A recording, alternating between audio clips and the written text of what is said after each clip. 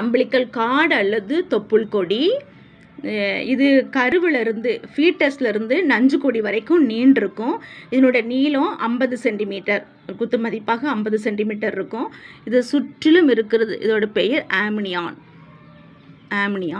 இது உள்ள 2 umbilical artery இருக்குது. ஒரே ஒரு அம்பிளிக்கல் வெயின் இருக்குது. There are 2 umbilical arteries. There is only one umbilical vein.